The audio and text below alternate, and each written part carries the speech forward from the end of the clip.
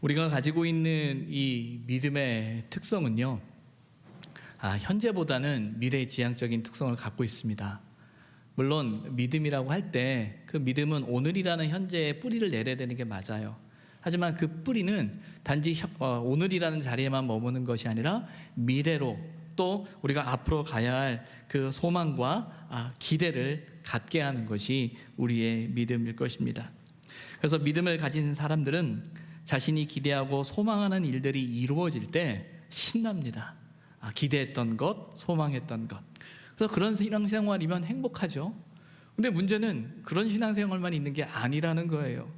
내가 기대하는 게 있고 또 소망하는 게 있고 때로는 바라는 게 있는데 그대로 되지 않고 내 원하는 대로 되지 않는 그 어려움을 경험할 때가 있다라는 거죠. 고난을 경험합니다. 뜻하지 않는 사고를 경험합니다. 뜻하지 않는 아픔을 경험합니다. 내 생각과는 전혀 다른 현실이기 때문에 우리는 절망하게 되고 낙심하게 되는 거예요. 이런 경험 속에서 우리가 종종 하는 실수 중에 하나는 뭐냐면요, 우리의 기대와 소망을 하나님에 대한 이해와 동일시하는 거예요.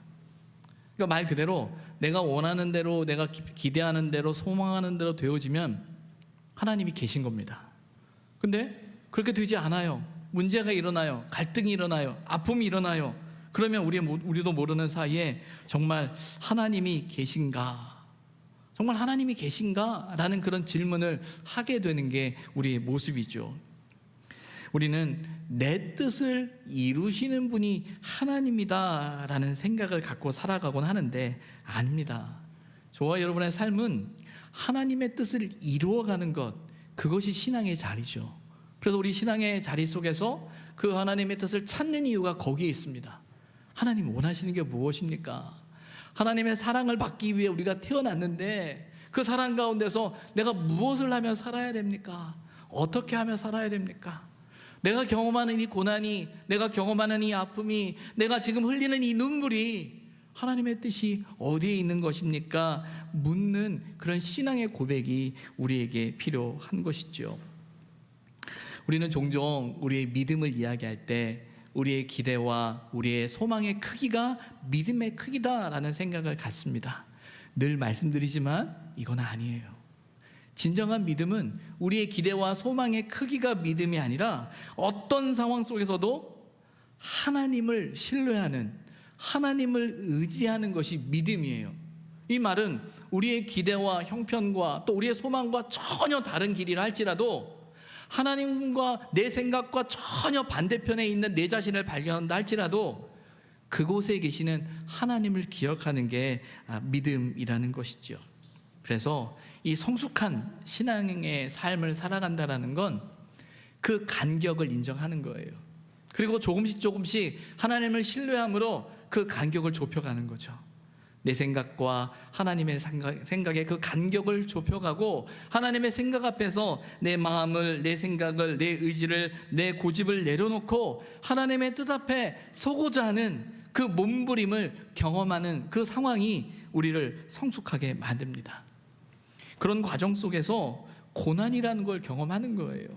그래서 고난이 내게 유익이다라고 말할 수 있는 이유 중에 하나는요, 그 고난이 우리로 하여금 하나님의 뜻으로 인도하잖아요. 그랬구나. 하나님이 이런 생각이 있으셨구나. 하나님이 이렇게 섭리하고 계시는구나. 그땐 너무 힘들었는데, 그땐 너무 아팠는데 하나님이 날 혼자 두지 않으셨구나. 그 사실을 경험할 때 우린 용기가 생기죠. 힘을 얻죠. 그래, 살 수 있어. 그때 그러셨지? 그래, 오늘 우리 살 수 있어 라는 생각을 갖게 되는 거예요. 하지만 이런 신앙의 갈등이 끊임없이 우리에게 있다는 사실을 우리는 알아야 돼요. 근데 이 신앙의 갈등의 문제는요, 비단 오늘 저와 여러분만의 문제가 아니라는 사실을 알아야 됩니다. 이미 2000년 전에 세례 요한에게도, 정말 하나님의 사람이라고 인정받았던 세례 요한에게도 똑같은 고민과 갈등이 있었음을 우리는 보게 됩니다. 오늘 본문의 말씀은요, 세례 요한의 질문, 그리고 그 질문에 대한 예수님의 대답으로 이루어져 있죠. 어떤 면에선 단순한 질문입니다. 그리고 단순한 질문에 당연한 대답을 하시는 것처럼 보여요. 하지만 그 질문과 대답 속에 우리 믿음의 자리를, 우리의 신앙의 자리를 우리는 한번 생각해 볼 수 있습니다. 먼저 2절과 3절이에요. 옥에 갇혀 있는 세례 요한이 제자들을 통해서 예수님께 이렇게 묻고 있습니다. 그 질문이 뭡니까? 3절에 보면 이렇게 묻죠. 오실 그 이가 당신이오니까 우리가 다른 이를 기다리오리까. 여기서 말하고 있는 오실 그 이, 그가 누구죠? 오실 그 이? 메시아를 가리키는 겁니다. 말 그대로 메시아가 당신입니까? 아니면 다른 메시아를 기다려야 됩니까? 라고 질문하고 있는 거예요. 누가 질문하고 있죠? 누가 질문하고 있습니까? 다른 사람이 아닌 세례 요한이 질문하고 있어요. 세례 요한이 어떤 사람이에요? 예수님의 공생애가 시작되어질 때 예수님께 세례를 베풀었던 사람 아닙니까? 예수님께 세례를 베풀면서 이가 메시아다라는 그 고백을 가진 사람이 바로 세례 요한이었어요. 세례 요한은 누구보다 메시아에 대한 기대와 기다림이 강한 사람이었습니다. 그 기다림, 그 기대가 있었기에 그는 그의 사역을 감당할 수 있었어요. 그가 광야에서 외치는 소리로 살아가는 그 사역의 현장 속에서도 메시아가 곧 오신다, 하나님의 역사가 곧 나타난다, 메시아가 오셔서 우리를 구원할 것이다라는 그 확신이 그로 하여금 그 사역의 현장을 견뎌낼 수 있게 했단 말이에요. 그런데 바로 그가 이렇게 질문하는 거예요. 당신이 메시아 맞습니까? 정말 메시아 맞습니까? 라는 거예요. 어떤 면에선 세례 요한이 믿음이 없었다, 믿지 못했다라고 말할지도 모르겠어요. 사실은 믿지 못했다라는 말보다는 그가 가지고 있는 믿음이 흔들렸다라는 거예요. 여러분, 우리는 믿음으로 살아야 된다는 걸 너무나 잘 알죠. 하지만 우리는 또 압니다. 내가 얼마나 많이 흔들리는지, 얼마나 많이 그 믿음으로 살아가는 상황 속에서 내가 흔들리고 있는지 우리는 잘 알죠. 세례 요한이 왜 이렇게 질문했을까요? 왜 이렇게 질문하고 있을까요? 그 이유가 뭡니까? 그 이유는 세례 요한이 기대하고 있는 메시아의 모습과 그가 오늘 경험하고 있는, 그가 당하고 있는 현실과 또 메시아라고 말씀하시는 주님의 모습과 큰 차이가 있기 때문이에요. 그런 면에서 여러분, 신앙생활이라는 건요, 우리의 기대와 현실의 차이를 믿음이라는 것으로 채워가는 것이 신앙생활이라고 말할 수 있어요. 내가 경험하고 내가 고백하고 내가 기대하는 것, 그리고 하나님의 말씀, 그 사이에 공백을 느끼는 거죠. 간격을 느끼는 거죠. 간극을 느끼는 거예요. 세례 요한이 경험하고 있는 현실은 뭐죠? 어떤 현실 가운데 있습니까 지금? 본문 2절에 보면 그가 어디에 있어요? 옥에 있어요. 옥에 있어요. 요한이 옥 중에 있다는 이야기입니다. 앞선 마태복음 4장 12절에 보면 요한이 사로잡혔다라는 말씀이 나와요. 이 말씀은 요한이 자신의 사역을 감당할 때 갈릴리의 분봉왕이었던 헤롯 안디바에 의해서 잡히게 됩니다. 왜 그러냐면 세례 요한은 하나님의 정의를, 하나님의 심판을 선포하던 선지자였습니다. 그런데 그때 당시 갈릴리의 분봉왕이었던 헤롯 안디바의 모습은 어떤 사람이었냐면 그의 아버지 헤롯 대왕을 그대로 따라하는 사람이었어요. 친로마주의자였고요, 어떻게든지 로마의 힘을 빌어서 자신의 정권을 지키고자 몸부림치던 사람이었습니다. 뿐만 아니라 윤리적으로도 도덕적으로도 그는 온전치 못했어요. 그 대표적인 예가 뭐냐면 그가 그의 동생의 아내였던 헤로디아를 아내로 맞이하는 사건이 있었습니다. 그 헤로디아가 그 빌립과 이혼을 하고 그의 형인 헤롯 안디바와 결혼을 한 거예요. 권력을 가진 사람과 결혼하게 된 거죠. 헤로디아는 헤롯 안디바에게 있어서는 조카 딸이에요. 그리고 동시에 아내가 되어버린 겁니다. 이런 말도 안 되는 상황을 보면서 세례 요한이 가만히 있을 수 없는 거죠. 도대체 당신은 어떤 사람입니까? 하면서 그의 불의함에 대해서, 부정함에 대해서 항의하고 책망을 했어요. 우리가 아는 것처럼 세례 요한은 회개의 세례를 선포했던 사람이죠. 하나님의 심판이 곧 임한다. 하나님의 심판 앞에 우리가 서야 한다. 그러니 빨리 회개하고 돌이켜야 한다. 회개에 합당한 열매를 맺어야 한다라고 외쳤던 사람이 세례 요한이었죠. 요한이 그렇게 외칠 수 있었던 것, 그 왕도 두려워하지 않고 담대하게 외칠 수 있었던 건 그가 가지고 있는 메시아에 대한 확신이었어요. 메시아가 오신다라는 거예요. 오셔서 심판하신다라는 거예요. 이 땅의 불의와 부정함과 이 악행을, 로마로부터 구속되어지는 이 땅을 하나님께서 해방시키고 우리를 구원하신다, 곧 그 일이 이루어진다라는 그 믿음을 가지고 있던 사람이었죠. 세례 요한이 잡힌 것이 마태복음 4장 12절이라고 말씀을 드렸는데, 세례 요한이 예수님께 세례를 베푼 것이 3장에 나오잖아요. 그래서 사실 이 사로잡혔다라는 이 상황 가운데서도 세례 요한 가운데는 기대가 있었던 거예요. 왜냐하면 그가 무엇을 알고 갔습니까? 메시아가 오셨다라는 거예요. 그러면 메시아가 오셨기에 내가 지금 옥에 잡혀 있고 옥중에 살아가고 있지만 곧 메시아가 우리를 구원할 거고 나를 구원할 거고 이 땅을 회복시킬 거다라는, 해방시킬 거라는 그런 확신 가운데 아마 그는 들어갔을 거예요. 근데 문제는 시간이 가네요. 이 마태복음 4장 12절과 오늘 11장의 말씀까지의 시간의 간격이 얼마나 됐을까 정확하게 가늠할 수는 없을 것 같아요. 그러나 적어도 세례 요한에게는 긴 시간이었을 것 같습니다. 왜? 메시아가 오셨는데 아무 변화가 일어나지 않고 있잖아요. 메시아가 오셨다고 나는 믿는데, 저분이 메시아인 줄 알고 있는데 아무 변화가 일어나지 않네요. 이때쯤 되면 로마가 무너지든지 헤로드 왕이 죽든지 어떤 역사가 일어나야만 될 것 같은데 아무 역사도 일어나지 않고 자신은 여전히 옥중에 있네요. 저분이 메시아가 아닌가? 그리고 그분에게서 들려지는 이야기들이 있습니다. 제자들에게서 듣는 이야기는 뭐냐면, 아니 예수님과 그의 제자들은 금식을 하지 않는데요. 마태복음 9장에 보게 되면 금식 논쟁 가운데 있을 때 세례 요한의 제자들도 예수님의 제자들에게 왜 당신들은 금식하지 않습니까? 라고 따지는 장면이 나오거든요. 그럼 이야기를 들을 때, 아니 그들은 율법을 지키지 않는가? 그들은 하나님을 믿지 않는 사람들인가? 그들은 하나님을 모르는가? 도대체 누구지?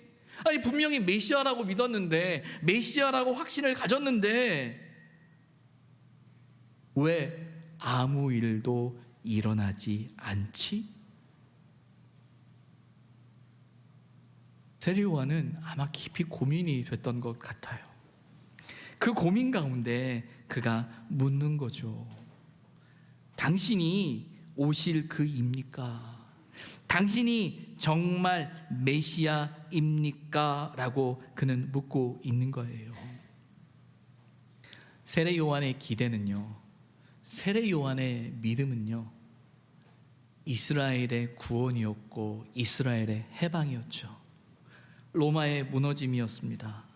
이 메시아의 오심을 통해서 하나님의 공의와 정의가 이루어져야 되고 하나님의 심판이 이 땅 가운데 이루어지는 것, 그것이 그가 기대하는 메시아의 모습이었어요.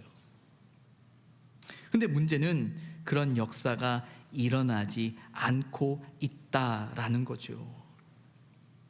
그런 상황 앞에서 그는 고민하며 묻고 있는 겁니다. 그때 예수님의 대답이 이렇습니다. 4절에 보게 되면 이렇게 말하죠. 그 제자들에게, 요한의 제자들에게 말합니다. 너희가 가서 듣고 보는 것을 요한에게 알려라 라고 말하고 있어요. 신앙생활에 있어서 듣는 것 너무나 중요합니다. 또한 보는 것 너무나 중요합니다. 예수님은 듣고 보는 것을 알려라 라고 말씀하고 계시는데, 앞선 2절에 보게 되면 이렇게 이야기해요. 요한이 옥에서 그리스도께서 하신 일을 듣고라고 되어져 있어요. 물론 세례 요한이 지금 옥중에 있는 상황이기 때문에, 잡혀 있는 상황이기 때문에 예수님께서 행하신 그 사역의 현장에 함께 할 수 없다라는 사실을 우리는 압니다. 그러나 예수님께서 제자들을 통해서, 세례 요한의 제자들을 통해서 세례 요한에게 전하고자 하는 건 뭐냐면, 듣고 보는 것, 그 사역의 역사의 현장에 대한 그 내용을 전하라라고 이야기를 하고 있는 거죠. 예수님의 듣고 보는 것을 알려라라는 말씀을 이렇게 보면서 이런 말씀이 떠오릅니다. 여러분, 욥기에 있는 그 말씀 속에 보게 되면 욥이 뜻하지 않은 고난과 고통을 경험하죠. 아픔을 경험하죠. 그리고 그를 위로하는 여러 친구들과의 논쟁과 갈등의 이야기, 더 나아가서는 하나님과도 따지죠. 하나님, 도대체 이게 뭡니까? 내가 잘못한 게 없는데 왜 이런 고난이 있습니까? 라는 그 모습을 우린 욥기서의 말씀을 통해서 봅니다. 그런데 42장에 가게 되면 욥이 마지막에 이렇게 고백을 합니다. 내가 주께 대하여 귀로 듣기만 하였사오나 이제는 눈으로 주를 배움나이다. 욥이 지금까지는 하나님에 대해서 내가 듣기만 했는데 이제 제가 주님을 봅니다 라고 고백해요. 그 고백의 의미는 뭐죠? 그가 그 하나님을 경험하는 거예요. 하나님을 만나는 거예요. 하나님이 이런 분이구나. 어떤 면에서 내 상황과 내 형편과 내 처지 가운데서 억울하고 원통하고 속상하고 괴롭고, 정말 하나님이 계신가? 난 잘못한 게 없는데 왜 이런 어려움이 있지라는 그런 갈등이 그에게 있었는데, 그 모든 일이 끝났을 때 하나님을 본 거예요. 하나님이 이런 분이시구나. 하나님의 역사가 이런 거구나 라는 그 경험 속에서 내가 눈으로 주를 배움나이다 라고 고백하고 있는 거예요. 세례 요한은 자기가 듣는 것에만 집중했어요. 물론 들을 수밖에 없었기 때문이겠죠. 근데 그 듣는 것을 어떻게 해석하기 시작했냐면, 자신의 기준으로, 자신의 생각으로, 자신의 기대로 해석하기 시작하는 거죠. 그런 세례 요한을 향해서 예수님이 전하는 건 뭐냐면, 하나님의 메시아의 그 사역의 현장을 들려주고 있는 거예요. 이런 역사가 일어나고 있다, 이런 일들이 일어나고 있다라는 겁니다. 5절에 이렇게 소개하죠. 5절 말씀인데, 맹인이 보며 못 걷는 사람이 걸으며 나병 환자가 깨끗함을 받으며 못 듣는 자가 들으며 죽은 자가 살아나며 가난한 자에게 복음이 전파된다 하라. 누구를 통해서요? 예수님을 통해서. 예수님의 역사가, 이 메시아의 역사가 이렇게 일어나고 있다라는 거예요. 사역의 현장을 소개하고 있는 거고요, 하나님의 임재하심의 현장을 소개하고 있는 거고요, 하나님의 일하심의 현장을 소개하고 있는 거죠. 저와 여러분이 우리 신앙생활이 조금 더 능력 있고 힘 있게 살아가려면요, 신앙의 현장이 있어야 됩니다. 신앙의 현장이 있다라는 말은 뭐냐면, 우리가 살아가는 삶의 상황이, 우리가 호흡하는 이 모든 상황이 우리의 신앙의 자리이겠지요. 그러나 조금 더 구체적인 하나님과 만남의 현장이 우리에게 필요한 겁니다. 전도하는 것, 선교하는 것, 주의 일을 감당하는 것, 그 일들은 인간적인 부담이 솔직히 있습니다. 할 수만 있으면 안 해도 좋겠다라는 마음을 가질지 몰라요. 왜? 부담되고 힘들잖아요. 하지만 그 현장에서 섬기고 전도하고 봉사하고 때로는 그 주의를 감당하는 현장 안에서 부딪히는 그 어려움 앞에서 우리는 경험해요. 하나님의 살아계심을, 하나님의 역사를, 하나님의 일하심을. 그러면 그렇게 하나님의 일하심이 경험되어질 때 그 사역 현장이 주는 감동이 우리에게 있습니다. 그래서 힘들지만 우리는 다시 나가는 거예요. 힘들지만 주님 앞에 헌신하는 거예요. 힘들지만 몸된 교회를 섬기는 거예요. 힘들지만 복음 앞에 나아가는 거예요. 왜? 그 현장 속에 하나님의 역사를 경험하고 있거든요. 그 현장의 대표적인 것 중에 하나가 뭐냐면 공동체성이고 교회라는 거예요. 만약에 그 개념이 없어버리면요, 우리가 뭐하러 모입니까? 다 각자 알아서 신앙생활 하면 되는 거지. 근데 교회라는 공동체성이 주는 유익은 뭐냐면 함께하는 그 자리 속에 우리는 하나님의 일하심을 경험하는 거예요. 때로는 하나님이 나에게 역사하지 않는 것 같아요. 나와는 전혀 상관없는 것 같아요. 그런데 우리랑 가까운 교우에게, 또 다른 교우들에게, 또 다른 사람의 고백을 통해서 역사하는 하나님의 이야기를 들어요. 하나님이 나에게 이렇게 일하셨어, 하나님께서 이렇게 붙으셨어, 하나님께서 이렇게 하셨어라는 이야기를 들을 때 어떤 생각이 듭니까? 내 마음 안에 소망이 생기는 거죠. 아, 그렇지, 하나님이 계시지.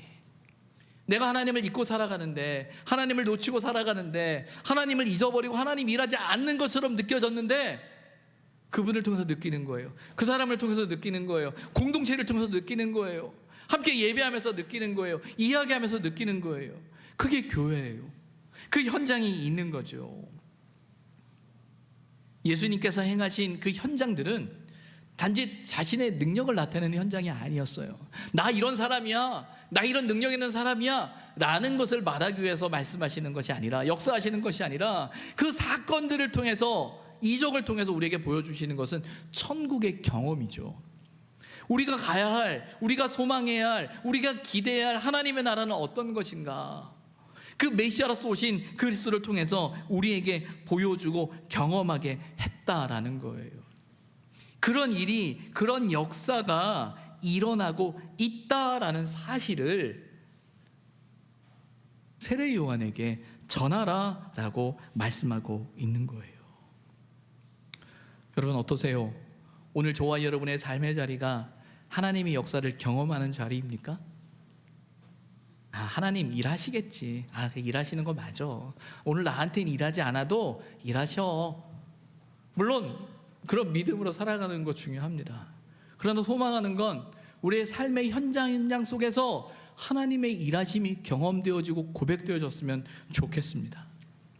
우리는 종종 그런 기대와 소망을 가지고 살아갈 때 우리가 경험하는 이 체험의 현장에 대해서 너무나 중요하게 생각해요. 그래서 마치 오늘 예수님의 이 말씀이 그 체험의 현장, 역사 현장에 대한 강조라고 이야기할 수도 있는데, 더 중요한 건 이 체험의 자리는 하나님의 말씀에 뿌리를 두고 있다는 사실을 놓치지 말아야 됩니다. 이 5절의 말씀은요, 이미 이사야 선지자를 통해서 메시아의 예언의 말씀으로 우리에게 알려진 말씀이라는 거예요. 이사야 35장 5절과 6절의 말씀 속에, 또 61장 1절부터 3절의 말씀 속에 메시아의 오심을 통해 이미 예언되어진 그 말씀을 하고 있는 겁니다. 그렇다면 예수님께서 제자들을 통해, 세례 요한의 제자들을 통해 세례 요한에게 전하고 있는 말씀은 뭔가요? 이미 하나님께서 말씀하셨던, 이미 예언자들을 통해서 말씀하셨던 그 말씀의 역사가, 메시아의 역사가 일어나고 있다라고 전하고 있는 거겠죠. 그 사실을 세례 요한이 들었어요. 그런데 왜 질문할까요? 왜 궁금할까요? 왜 이런 질문 앞에 그는 고민할까요? 앞서서도 말씀드렸지만 세례 요한이 가진 메시아에 대한 기대와 소망 때문입니다. 근데 중요한 건 그 기대와 소망이 잘못된 게 아니에요. 하지만 그 기대와 소망, 하나님의 말씀이 자신의 상황과 처지에 따라 재해석되기 시작했다라는 겁니다. 여러분, 우리는 종종 하나님에 대한 기대와 하나님에 대한 소망을 가질 때 저와 여러분이 살아가는 우리의 삶의 자리를, 우리의 환경을 기준으로 할 때가 참 많이 있습니다. 병든 자에게는 치료하시는 하나님, 마음의 큰 상처와 어려움을 경험한 이에게는 위로하시는 하나님이 하나님으로 해석되어질 수 있는 거예요. 그런데 이 세례 요한이 가지고 있는 이 상황 속에서의 고백 또한 그가 메시아에 대한 소망과 기대를 가지고 있는 것은 사실이었는데, 그 메시아에 대한 소망과 기대 속에서 그가 정한 메시아의 그림은, 메시아의 모습은 이스라엘을 회복하고 정치적인 해방과 로마의 압제로부터의 독립이 그가 생각하는 메시아의 모습이었다라는 겁니다. 틀린 말은 아니죠. 하지만 중요한 건 어느 순간부터 그게 절대화되어지는 거예요. 어떤 말이냐면, 내가 기대하는 대로, 내가 소망하는 대로, 내가 원하는 대로 되어져야 하나님이다. 그렇게 돼야 메시아다라는 생각을 갖고 있는 거죠. 그래서 그 생각 속에서 예수님의 이야기를 듣습니다. 그 생각 속에서 예수님의 사역의 이야기를 듣습니다. 그런데 뭔가 좀 이상해요. 아닌데, 내가 아는 메시아는 그게 아닌데, 아니 메시아가 오셨으면 이런 일이 일어나야 되는데 라고 생각하는 그 생각 속에 예수님의 행하시는 그 행하심이 수용되어지지 않는 거예요. 자기의 기대와 자기의 소망과 자기 원하는 것과 전혀 다른 예수님의 모습 앞에서 그는 고민하기 시작하는 거예요. 세례 요한의 이 고민이 이해가 되십니까? 세례 요한의 이 갈등이 이해가 되십니까? 우리가 본문을 읽지 않았지만 이어지는 말씀을 보게 되면 예수님께서 세례 요한에 대해서 이렇게 설명해요. 그는 선지자보다 더 나은 사람이다. 세례 요한보다 큰 이가 일어남이 없다.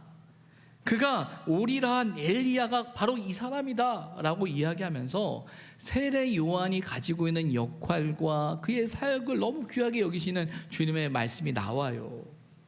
그가 세례 요한이에요. 그런 세례 요한이 오늘 질문하고 있는 거예요. 오실 그이가 당신이오니까. 세례 요한이 이렇게 질문을 하고 있다면 저와 여러분은 오죽하겠어요? 어떠세요? 우리가 믿는 하나님이, 우리가 기대하는 하나님이 그대로 역사하십니까? 내가 지금 내 상황과 내 형편과 내 처지 속에서 내가 기대하고 내가 소망하고 내가 기다리는 그 하나님이 정말 그렇게 일하십니까? 그렇게 일하고 계시고 그렇게 역사하고 계시고 그렇게 하면 얼마나 감사하겠어요. 근데 어떠면 좋습니까? 거리감이 느껴지네요. 아니 내가 기대하는 하나님은 이 하나님인데 지금 하나님이 이 타이밍에서는 이렇게 역사하셔야 되는데, 아니 이 타이밍에서는 분명히 이렇게 말씀하셔야 되는데, 그래야 하나님인데, 근데 문제는 전혀 반응하지 않으세요. 아니 더 나아가서 정말 하나님이 계신가? 라는 그 질문이 내 마음 깊은 곳에서부터 일어나고 있는 이 사실을 우리는 어떻게 해야 되느냐라는 거예요. 그럼 여러분, 누가 문제죠? 내가 문제입니까? 예수님이 문제입니까? 내가 문제입니까? 하나님이 문제입니까?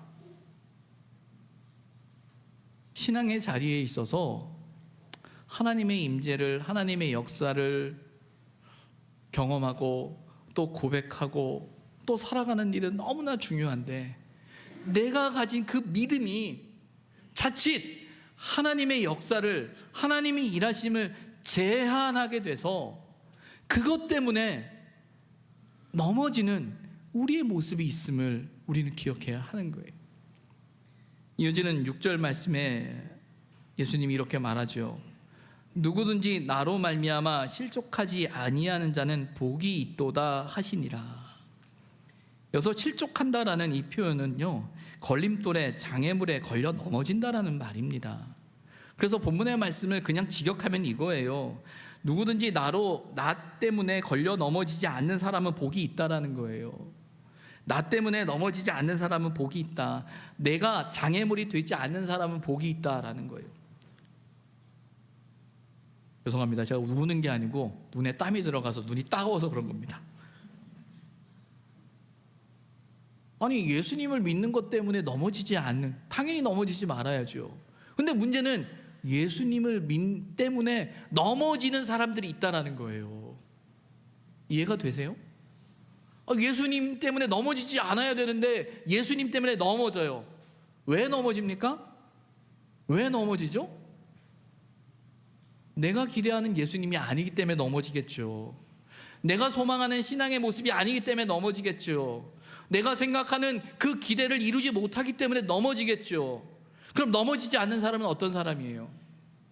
내 생각과 달라도, 내 뜻과 달라도, 내 경험과 달라도, 내 기대와 달라도 그분이 하나님을 믿기에 그 자리에 설 수 있는 사람인 거예요.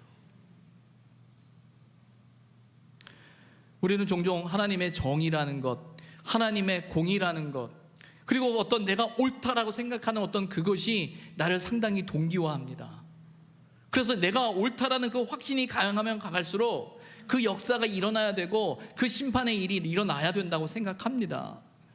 근데 중요한 건 놓치지 말아야 되는 건 뭐냐면 그 생각이 하나님의 생각이 아닐 수 있다라는 거예요.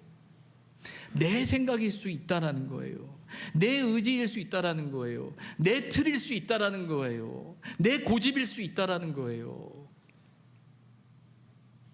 이 사실을 놓쳐버리면 우리는 신앙의 사람이 아니라 고집의 사람이 되는 거예요. 신앙생활은 고집스러운 일이 아닙니다. 신앙생활은 말씀을 좇아 살아가는 사람들입니다. 말씀을 좇아 살아간다는 건 그 말씀 앞에서 우리의 기대와 우리의 생각과 우리의 경험과 우리의 상황과 우리의 처지와 우리의 상황 모든 걸 내려놓고 그분이 원하시는 길이라면 그렇게 가야 한다라고 결단하고 따르는 걸음입니다. 그런데 내 생각이 가득 차 있으면, 내 고집이 가득 차 있으면, 내 상황이 가득 차 있으면 결코 그렇게 따라갈 수가 없어요. 그래서 그것 때문에 넘어지는 거예요. 그것 때문에 시험에 드는 거예요. 그것 때문에 고민하게 된다라는 거예요. 여러분, 우리는 어떻습니까? 저와 여러분이 붙들고 있는 그 신앙의 자리, 믿음의 자리가 우리를 구원하고 있습니까? 아니면 우리를 넘어뜨리고 있습니까? 목회자인 저에게 있어서는 참 이 문제가 고민이 돼요. 하나님의 뜻인가? 하나님의 말씀인가? 자칫 내 고집을 하나님의 말씀으로 착각할 수도 있고요. 나 혼자 그렇게 되면 문제가 아닌데 그것 때문에 교회가, 공동체가 힘들어져 버리면 그걸 어떡합니까? 두려운 거죠. 오늘 주님이 말씀하시죠. 나로 말미암아라는 거예요. 이 말은 우리가 끊임없이 점검하고 끊임없이 확인하고 끊임없이 두들겨야 되는 게 무엇이냐면 주님이라는 거예요. 주님이 기준이 되느냐라는 거예요. 그분의 걸음이, 그분의 삶이, 그분의 말씀이 우리의 판단과 경험과 고백의 기준이 되느냐라는 거예요. 주님은 저와 여러분을 구원하기 위해 오셨어요.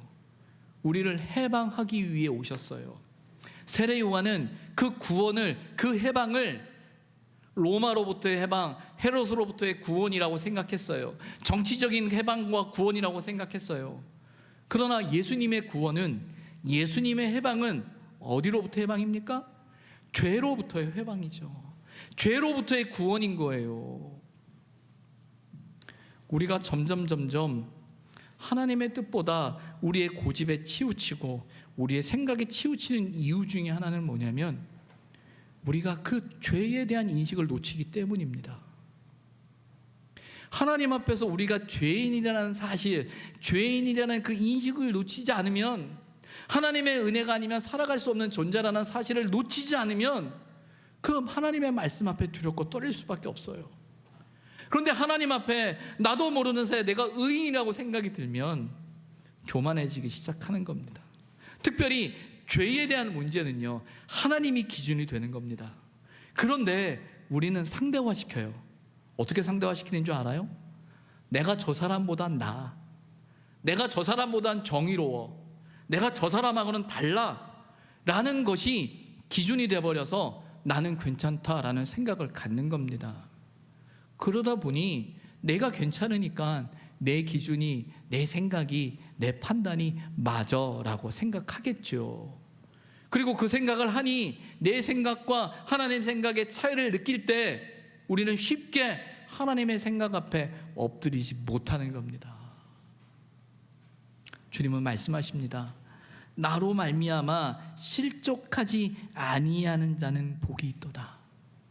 우리가 경험하는, 우리가 살아가는 그 삶의 자리에서 우리를 힘들게 하는 어떤 삶이, 어떤 사건이, 어떤 아픔이, 어떤 고통이 우리에게 있을 때 왜 이렇습니까? 라는 그 질문 이전에 우리가 다시금 주님 앞에 돌아가서 주님의 뜻 앞에서 주님의 말씀 앞에서 주님이 원하시는 것이 무엇인지 다시 한번 돌아보고 그 말씀 앞에서 그 말씀대로 살아가고자 몸부림치는 결단과 고백이 저와 여러분 가운데 있기를 소망합니다.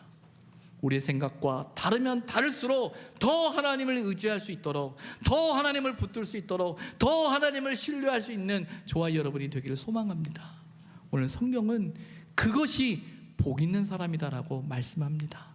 그 복을 누리시기를 주님의 이름으로 부탁을 드립니다. 기도하겠습니다.